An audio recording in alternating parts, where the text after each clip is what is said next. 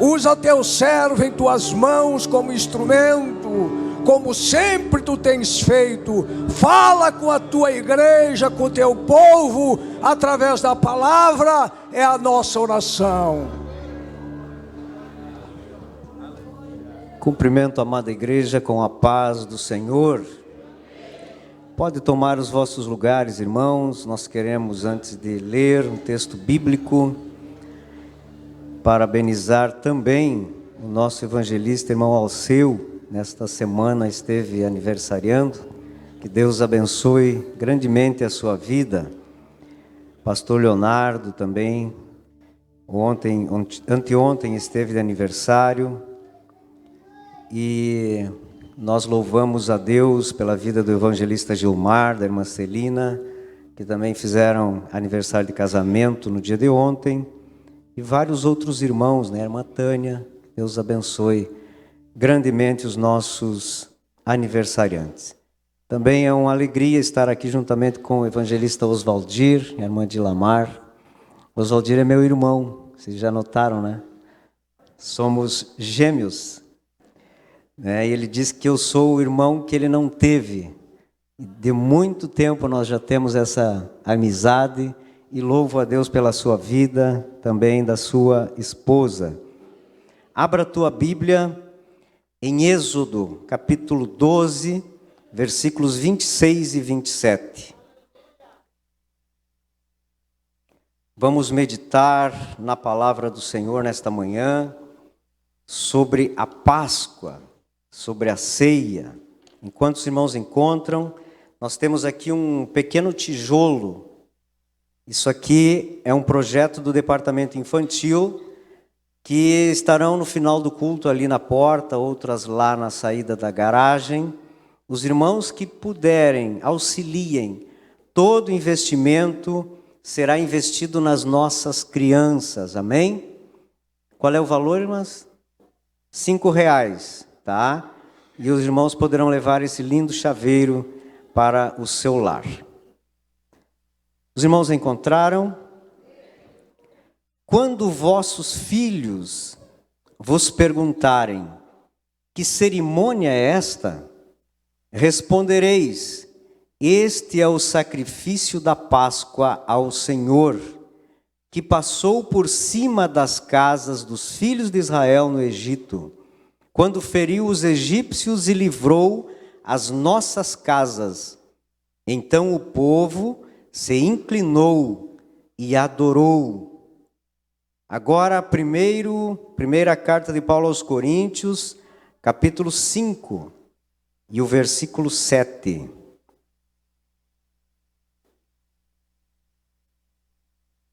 Primeiro Coríntios, capítulo 5, versículo 7, diz assim: lançai fora o fermento velho, para que sejais uma nova massa, assim como sois sem fermento, pois Cristo, nossa Páscoa, foi sacrificado por nós.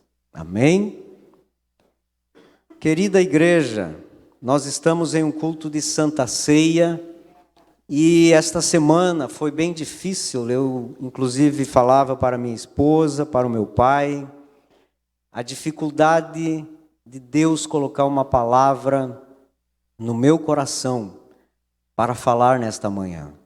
E os irmãos sabem que a responsabilidade de trazer uma palavra para o teu coração num culto de Santa Ceia, ela é grande.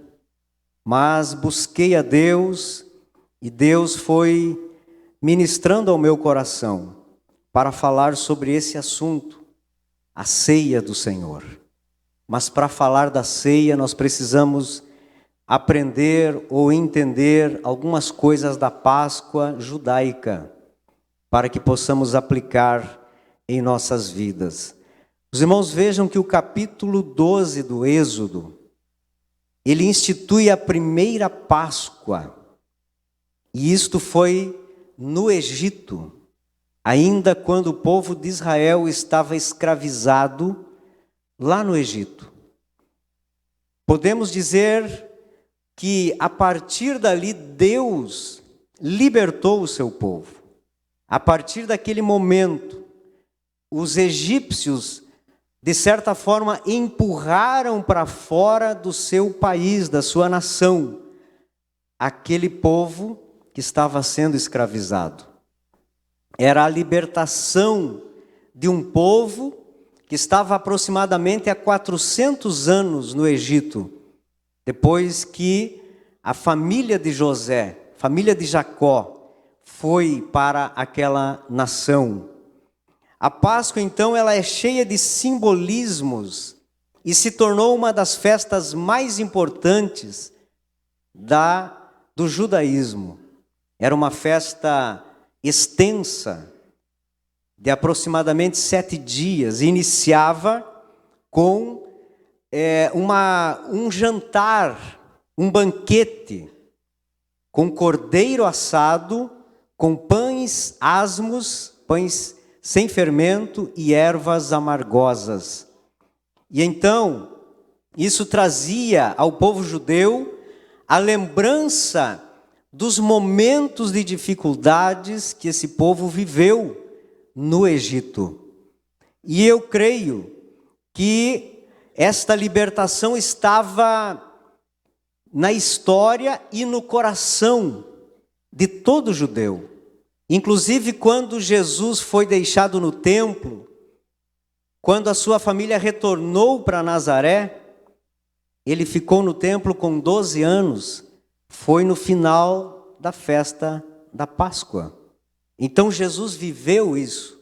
Essa cultura estava também sendo realizada na vida do nosso Senhor Jesus Cristo. Na ocasião, Deus julgou os egípcios com a morte de todos os primogênitos daquela nação. Isso demonstrou para eles que os deuses egípcios não tinham poder contra o Deus dos escravos que estavam na nação deles.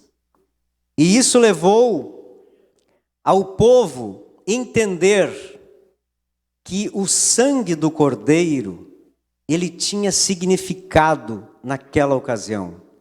Porque Deus mandou que passassem o sangue do cordeiro na verga das portas, nas ombreiras das portas, para que quando o anjo do Senhor passasse naquela noite, não atingisse com morte as famílias dos judeus que haviam aceitado esse desafio e cumprido com as palavras de Moisés.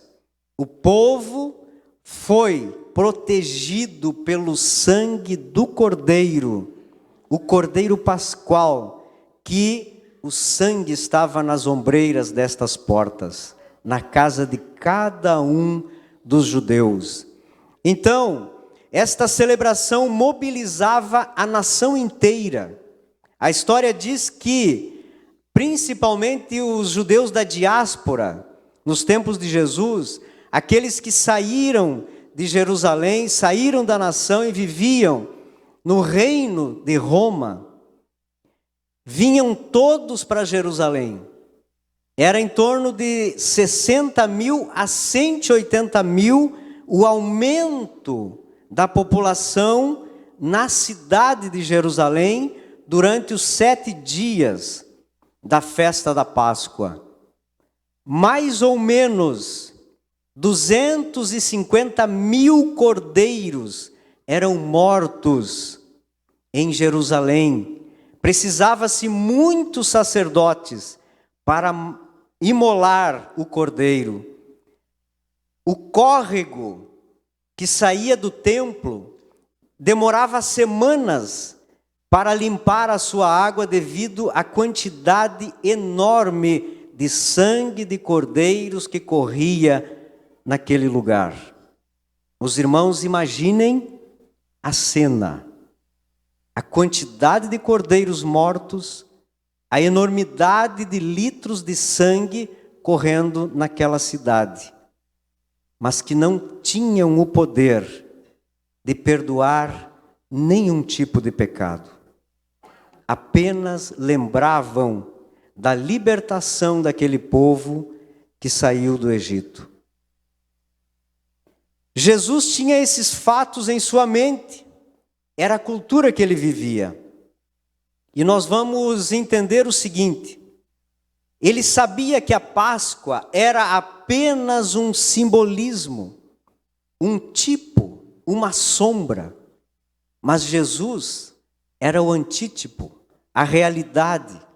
Ele sabia, ele tinha no seu coração que um dia não seria imolado 250 mil cordeiros no mesmo dia, mas o seu sangue seria vertido na cruz do Calvário, porque ele veio com um propósito, com uma missão na terra, de perdoar os pecados de toda a humanidade.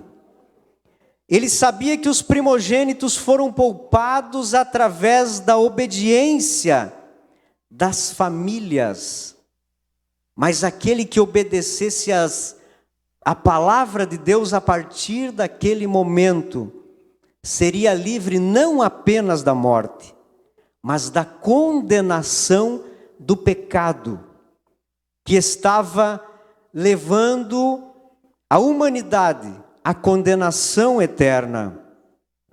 Jesus teve a oportunidade de participar desse ato, mas chegaria este dia em que mesmo ele, juntamente com os seus discípulos, comendo os pães asmos, a carne do cordeiro, as ervas amargosas, ainda ele seria um cordeiro perfeito, um sacrifício perfeito, para que Deus não imputasse sobre nós a sua ira santa, para nos condenar à condenação eterna. Só Ele poderia ser esse cordeiro. Chegou então o dia da última ceia, e se nós lermos o texto em Mateus, nos Evangelhos, em Lucas, um pouco mais detalhado, nós vamos ver que Jesus enviou Pedro e João para preparar o ambiente, para imolar o cordeiro, para fazer a mesa para o banquete. E ele depois chegou com os demais discípulos, e ele tinha consciência da sua morte. Juntamente com os seus discípulos, ele disse: eu estou feliz em estar com vocês para comer a Páscoa. Ele estava feliz, porque ele daria as últimas instruções aos seus discípulos. Naquela ocasião ele lavou os pés dos discípulos. Muitas lições nós temos desse momento, mas ele estava dividido porque ele sabia que naquela ocasião ele seria preso. Mas ele veio com um propósito. João 1:29 nos informa o que João Batista falou: eis o Cordeiro de Deus que tira o pecado do mundo. Judas estava esperando o momento de entregá-lo, de vendê-lo. Ele sabia disso, mas ele se entregou. Ele definiu todos os passos. Ele foi para o Getsêmani com os seus discípulos. E ele disse a Judas: o que tiver de fazer, faze-o. Seja rápido, porque eu vim com este propósito. E eu quero cumprir esse propósito. Queridos irmãos, o sacrifício perfeito, ele perdoa pecados. O sangue dos cordeiros apenas cobria os pecados. Às vezes nós ouvimos expressões: sabe que o fulano pecou? E passaram a mão por cima e ficou todo do mesmo jeito? assim o sangue dos cordeiros fazia. O pecado continuava lá, mas para Deus havia uma barreira para não aplicar a sua ira condenatória na vida do ser humano. Mas Jesus veio não para passar a mão por cima do pecado de ninguém, mas para perdoar, para colocar em nós o arrependimento pelos pecados. Lembrar a nós que só tem um, que entregou o seu corpo, o seu espírito, e disse a Deus: está consumado. E a partir daquele momento nós temos o direito de aceitá-lo, de ter os nossos pecados perdoados, de sermos justificados diante de um Deus tremendo, poderoso e que está no controle de todas as coisas. Então nós chegamos a essa conclusão: a Páscoa judaica era a libertação da escravidão de um povo no Egito. Mas Jesus estava libertando toda a humanidade de uma só escravidão, a escravidão do pecado. Porque todo aquele que peca é escravo do pecado. Mas ele veio para nos libertar disso, para nos dar liberdade em Cristo, para sermos livres, para adorar a esse Deus tão maravilhoso, que quando nós sentimos a sua presença, nós nos alegramos, nós choramos, nós glorificamos a Ele. Foi para isso que Jesus veio. A nova aliança estava sendo extinta. Depois de Jesus, o templo foi destruído. E a Páscoa hoje já não funciona do jeito que funcionava na época de Moisés e na época de Jesus. Hoje o cordeiro já não é mais morto. Eles relembram a Páscoa, mas não com todos os elementos que eles faziam no passado. Mas Jesus, nesse mesmo momento, instituiu a ceia. É o que nós vamos participar logo mais. Esse memorial, esta lembrança, esta comunhão que eu e você participamos todos os meses. A Bíblia diz que antes de tomar o pão e o cálice, Jesus disse aos seus discípulos: desejei muito comer convosco esta Páscoa antes do sofrimento.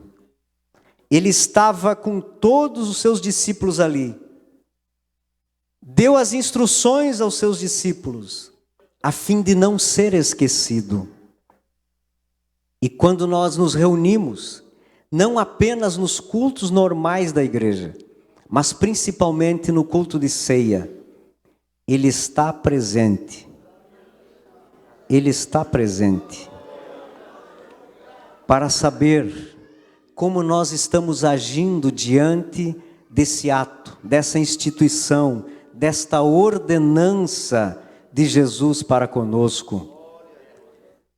Queridos, tomando o pão, deu graças, partiu-o e deu aos discípulos, dizendo: isto é o meu corpo, dado em favor de vocês. Façam isso em memória de mim. Ele não queria ser esquecido pelos seus discípulos.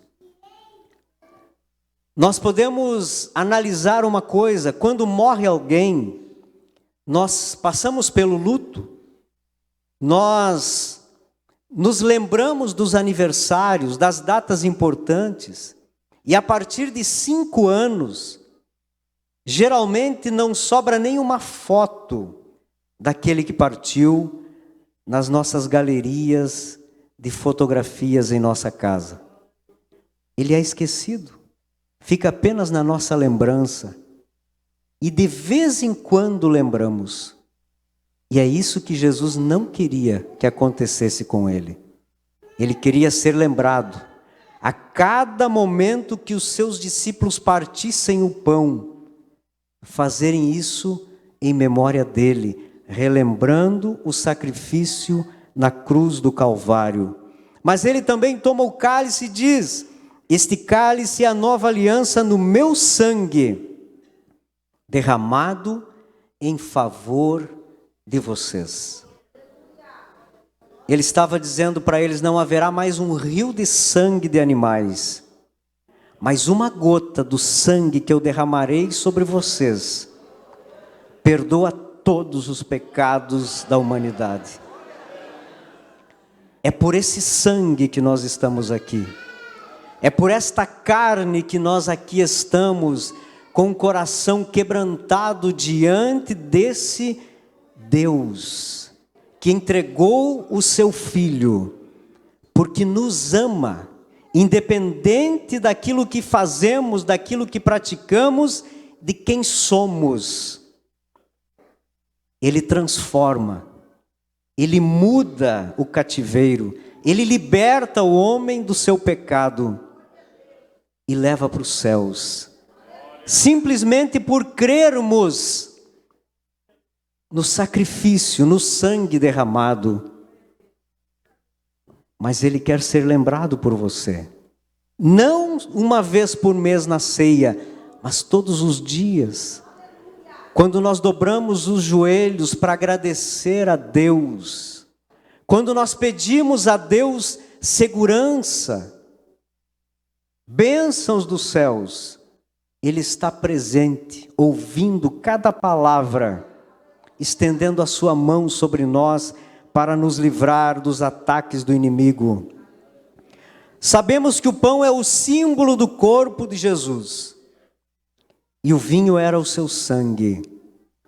Agora os discípulos estavam preparados para entender esta verdade, porque lá em João capítulo 6, quando Jesus fala um discurso duro, Ele proferiu aquele discurso que permaneceu apenas os 12, as multidões desertaram, abandonaram Jesus, porque Ele dizia: eu sou o pão que desceu do céu, eu sou o pão da vida, quem come a minha carne e bebe o meu sangue tem vida eterna, pois a minha carne é verdadeira comida, o meu sangue é verdadeira bebida. Quem come a minha carne e bebe o meu sangue permanece em mim, e eu permaneço nele. Mas a multidão não quis ouvir isso. Duro é esse discurso. Mas para fazer parte desse sangue, dessa carne, não basta apenas pegar o pão e o cálice e ingerir, mas é uma vida de comunhão íntima com o Cristo, que entregou a sua vida por amor a nós. Quando nós comemos a carne e o sangue, não é apenas um simbolismo, mas é uma realidade intrínseca no coração de cada um que foi transformado pela regeneração do Espírito Santo em nossas vidas. Agora estavam ali eles, ouvindo o próprio Cristo, comendo o pão e bebendo do cálice e entendendo o propósito de Cristo em mantê-los ligados a Ele em comunhão, para que dessem continuidade ao trabalho, à expansão do reino. Só aqueles que tivessem esta comunhão bem próxima, chegada a Ele, tiveram condições de sair pelo mundo, levar o Evangelho a toda criatura, cumprir com o ide de Cristo. E Ele dizia: façam isso em memória de mim. Parece que é uma ordem, faça isso. Mas era um pedido de um coração amoroso, de um coração bondoso, que ainda não tinha entregado a sua carne na cruz, mas já sabia, porque ele conhece o futuro. Esse pedido precisa ser uma realidade em nossas vidas todos os dias. Quando nós estamos em casa e sabemos que o pão está na mesa, nós devemos agradecer a Ele. Quando nós temos um trabalho que podemos desfrutar de um salário no final do mês, agradecemos a Ele. Quando temos saúde, quando temos uma família que nos aproxima de Deus, que é fiel a Deus, agradecemos a Ele. Em memória dele fazemos todas as coisas, porque tudo é para a sua glória, para a sua honra. Queridos, ele estava dizendo aos seus discípulos: não esqueçam do que logo farei por vocês. Os discípulos já estavam entendendo que ele seria morto. Não transformem esse momento, esta comunhão, esta ceia, em uma reunião qualquer. Façam em memória de mim. E às vezes nós ficamos observando, queridos. Para muitos, a ceia é simplesmente um ritual, sem valor, sem significado algum. Às vezes é apenas um peso de consciência que é tirado naquele momento. Às vezes é simplesmente para os obreiros, para o pastor me ver na ceia. Mas eu te digo mais, é Deus que vê você aqui. É Deus que sonda o teu coração. É Ele que sabe a realidade da tua vida, dos teus problemas, dos teus sofrimentos, das tuas angústias. Mas Ele também conhece o teu pecado. Mas Ele é perdoador, Ele é justo para perdoar todos os pecados da humanidade. Ninguém é obrigado a participar desta mesa. Esta mesa. Ninguém é obrigado. Mas se fizermos, tem que ser com paixão, com coração, como adoração, sabendo o porquê que nós estamos participando desse ato. Como se pudesse ver Jesus partindo o pão e colocando na nossa mão. Nós precisamos sentir Ele. E Ele está aqui. Ele está no meio da igreja. A ceia, para muitos hoje, se resume a comer o pão, beber o cálice. Mas a Bíblia nos ensina a participar da ceia. E não apenas comer a ceia. Participar é fazer parte. É lembrar, levar a nossa imaginação até o Gólgota. E ver aquele Cristo crucificado. Como foi profetizado, nenhum osso foi quebrado. Ele próprio entregou o seu Espírito a Deus para nos libertar da condenação do mundo. Mas isso deve nos levar à memória, o sacrifício de alguém que não tinha motivos próprios para o fazer. Não só Pilatos, mas todos sabiam que nele não se encontrava pecados. Ele era perfeito, justo. não pecou, mas se entregou no nosso lugar, porque nós somos pecadores.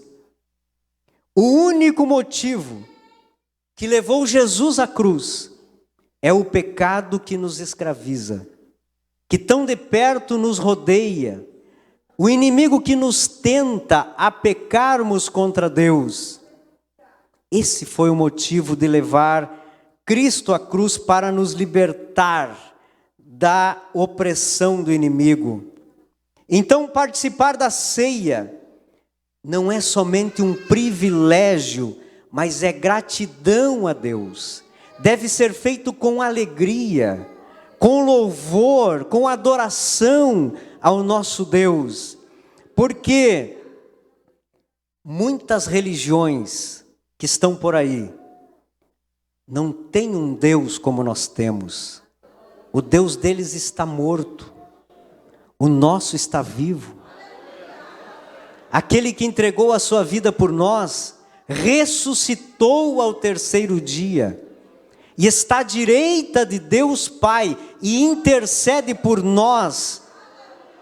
Por isso nós somos alegres, precisamos ser gratos a Ele, não apresentar a Ele simplesmente algo vazio, mecânico, porque isso não deve ser desprezado, mas deve ser feito em memória desse Cristo.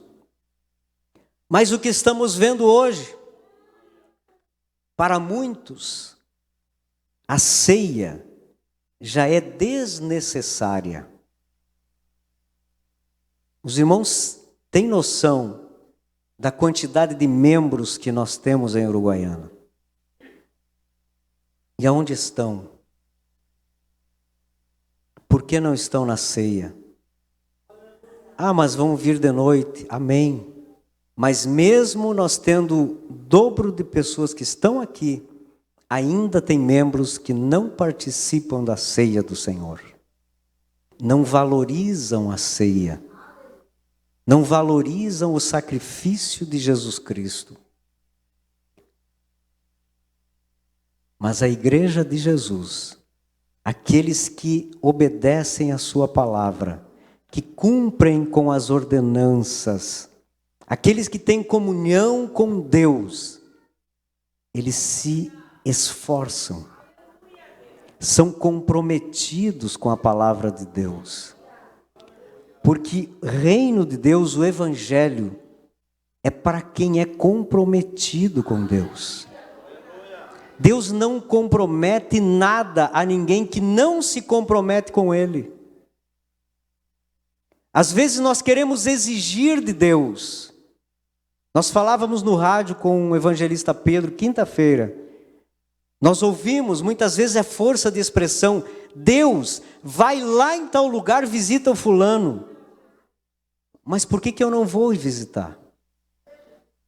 Nós exigimos de Deus, mas não somos comprometidos com esse mesmo Deus que tem poder para fazer muito mais na nossa vida. E o que dizemos daqueles que não valorizam mais este momento? O momento mais sublime da igreja. Jesus deixou apenas duas ordenanças: o batismo em águas e a ceia.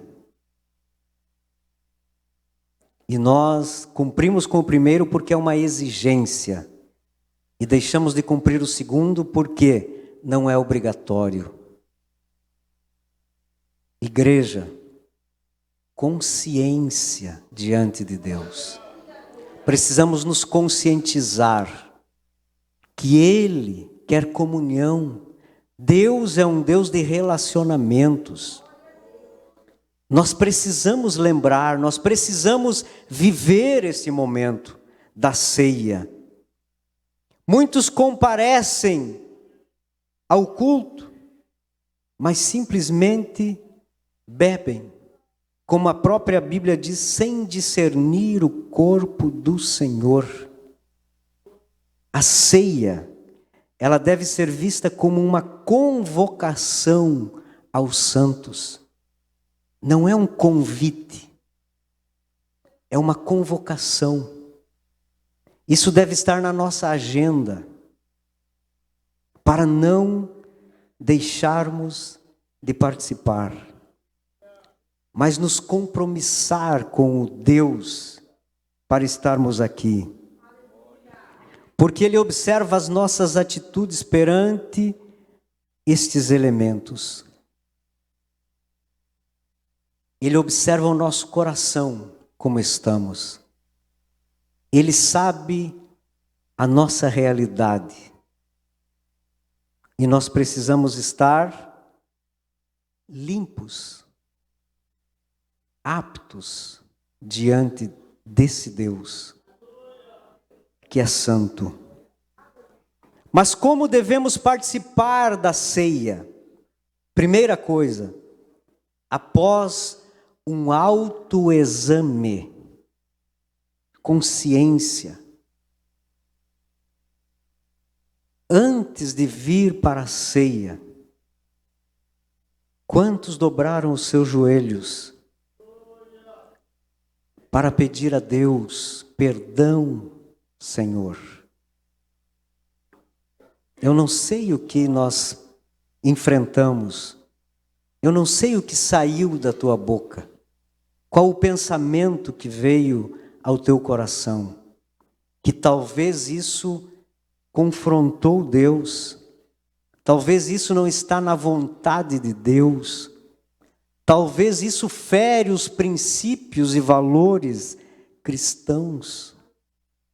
Eu não sei o que você disse para o teu esposo, para a tua esposa, para os teus filhos, mas esse é um momento de reflexão, de autoexame, para saber se estamos realmente prontos para tocar no pão.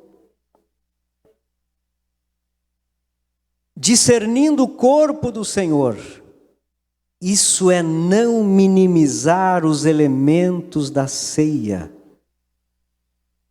mas precisamos valorizar cada migalha, porque isso corresponde ao corpo do Senhor.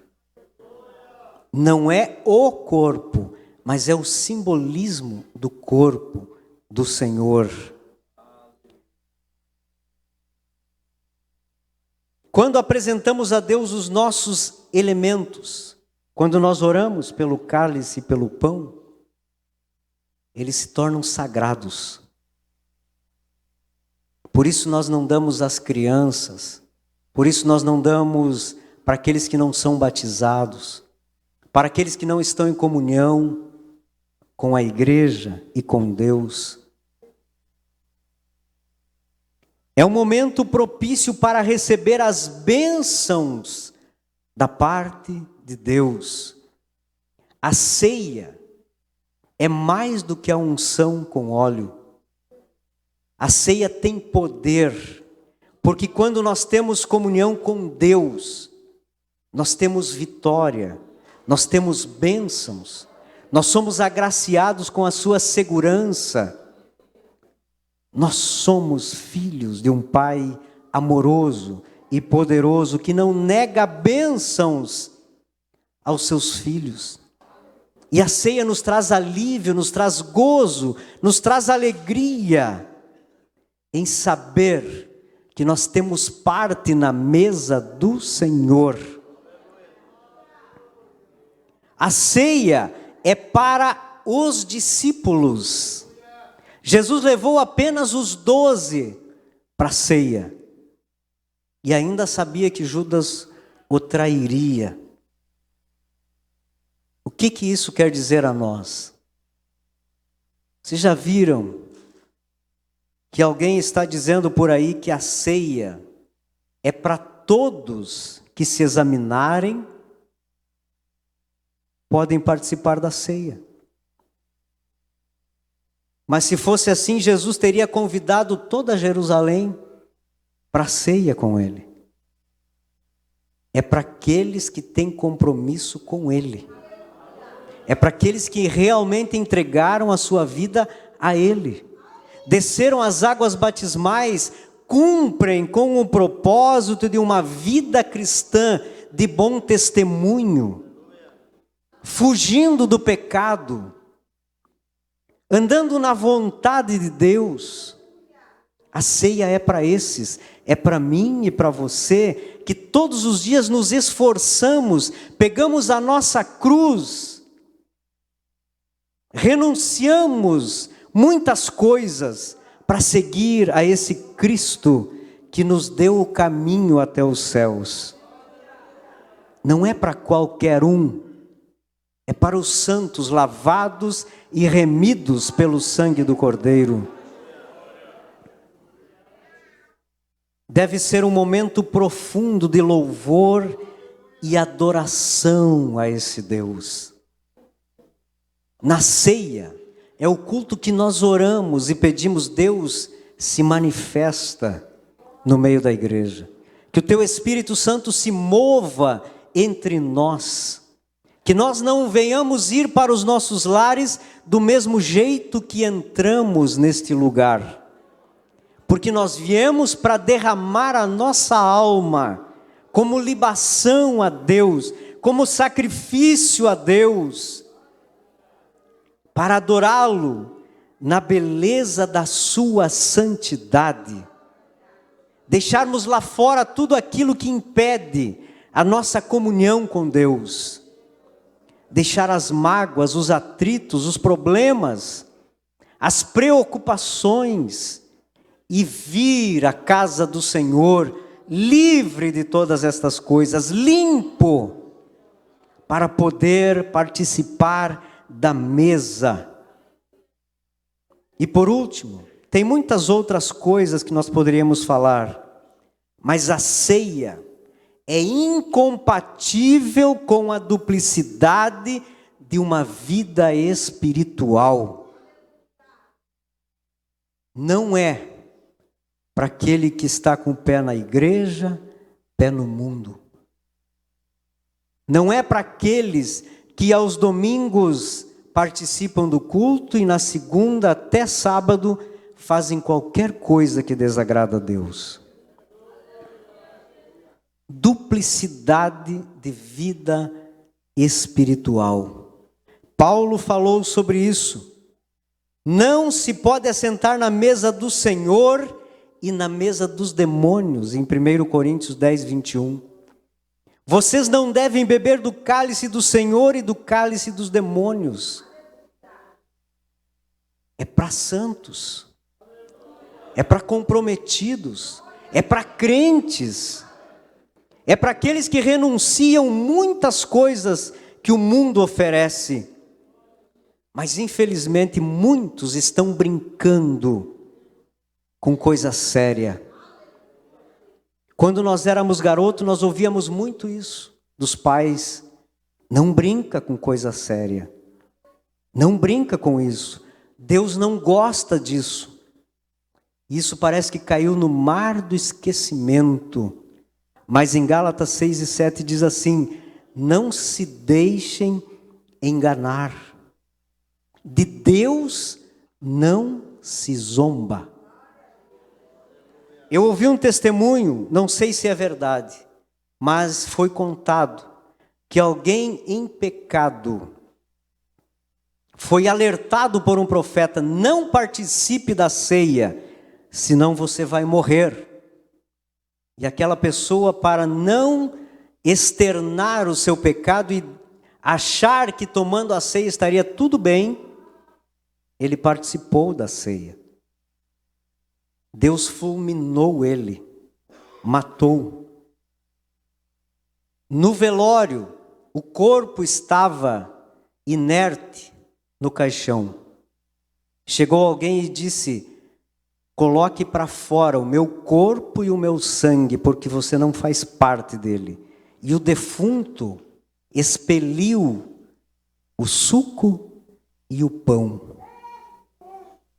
Não sei se é verdade, mas isso nos dá uma conscientização da seriedade que é Deus, a sua palavra e as suas ordenanças.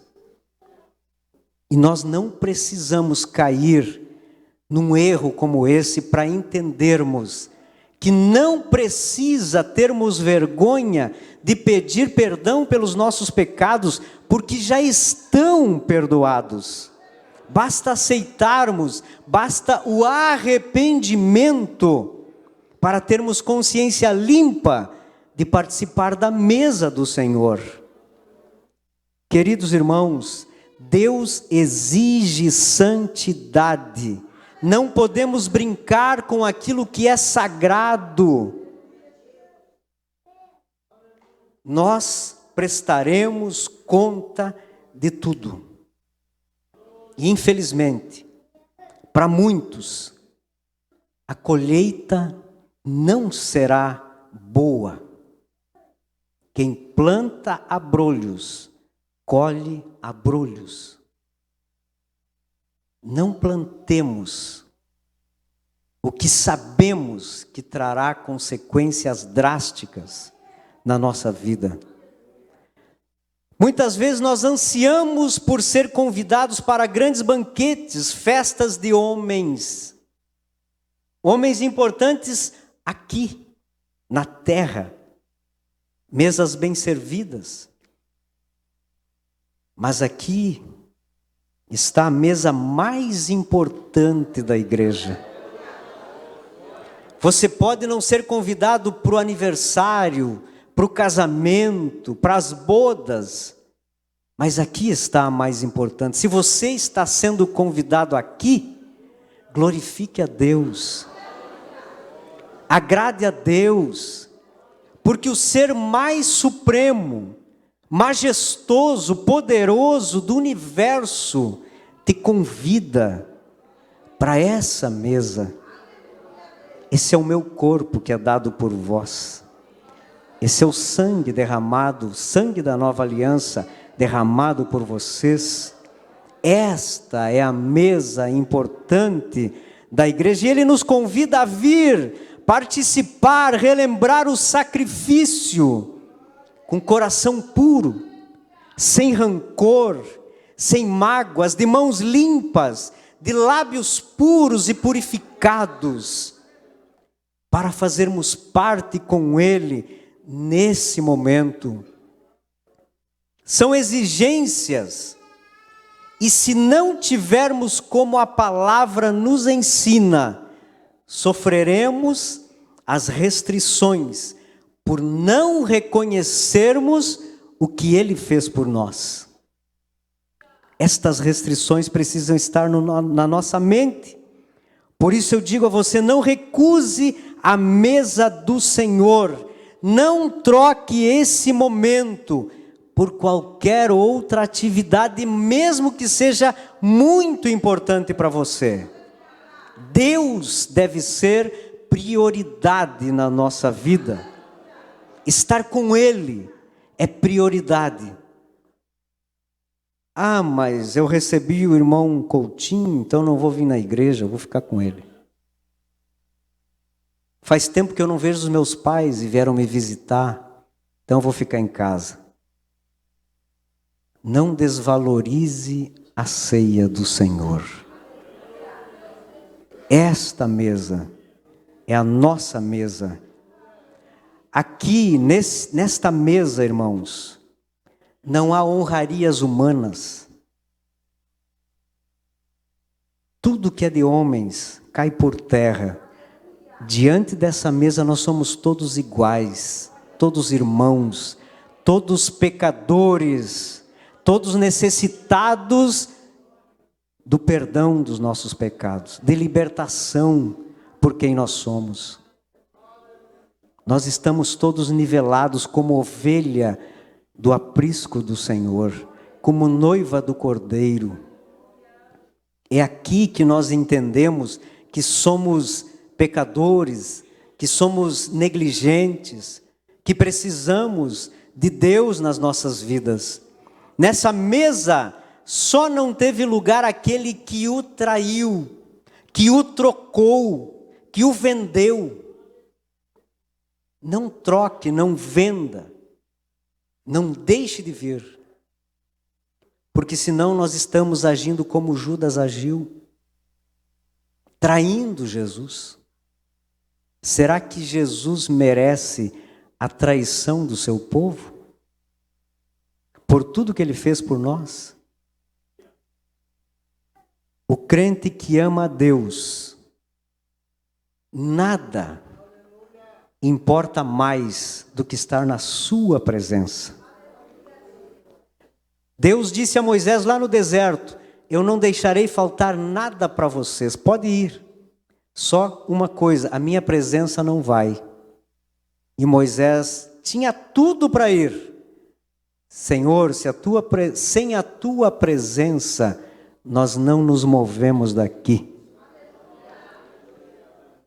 É a presença dele que deve ter prioridade na nossa vida.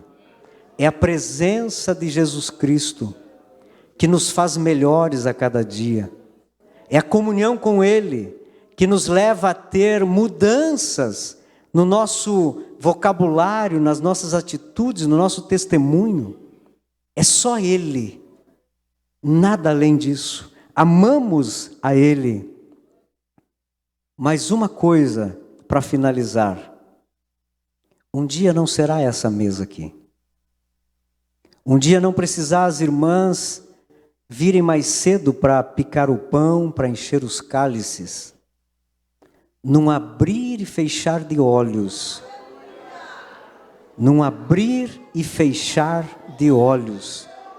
Nós estaremos diante de uma mesa. As bodas do Cordeiro. E quem vai servir? Quem vai servir você? Quem vai partir o pão para você?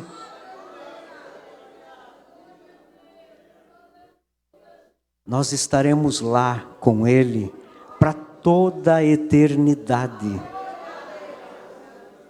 Então vale a pena nos esforçarmos 12 dias por ano, uma ceia por mês, para estarmos lá. Porque ninguém chegará lá se não tiver comunhão com ele. Que não comer da sua carne, não beber do seu sangue, não chegará lá. Mas aqui está a oportunidade que nós temos de fazer um autoexame para participarmos desta mesa, para que sermos aptos para chegarmos lá. Se coloque de pé. Eu gostaria que nesse momento você orasse a Deus. Peça para o Espírito Santo mostrar quem você é. Passa um raio-x na tua vida agora. Que você possa reconhecer as tuas falhas, os teus erros.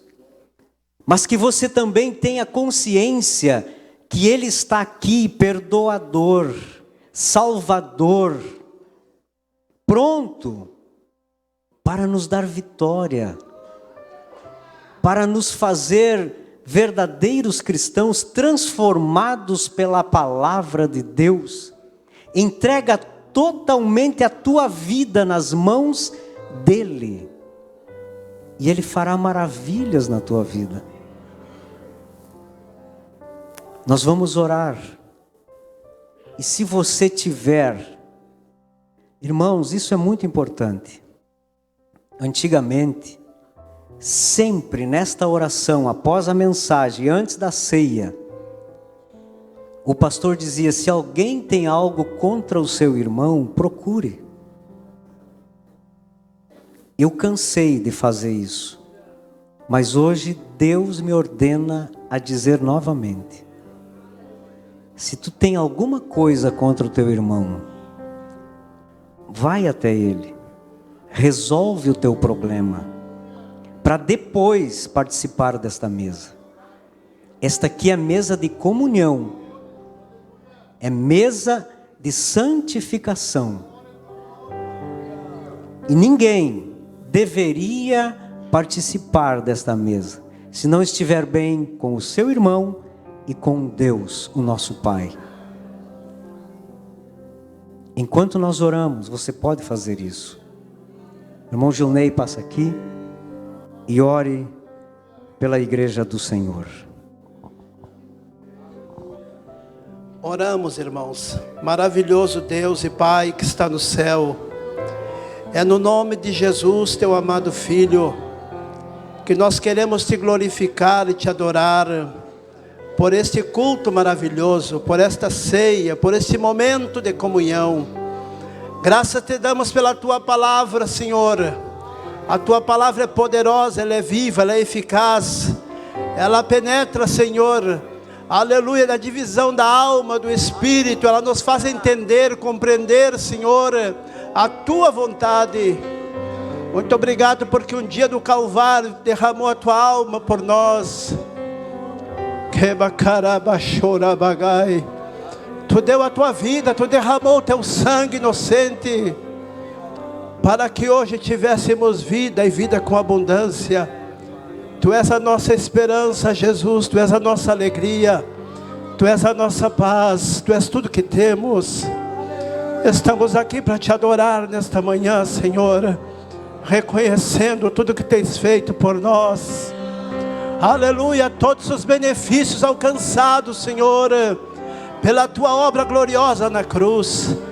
Abençoa a tua noiva que nesta manhã vai participar da ceia. Ó Senhor, abençoa o pão que representa o teu corpo. Abençoa este suco que representa o teu sangue. Aleluia, que enquanto os teus servos estiverem, Senhor, comendo do pão e bebendo do suco, que possa, Senhor, serem renovados, que possam receber saúde, Senhor, física e espiritual, Senhor, da tua parte.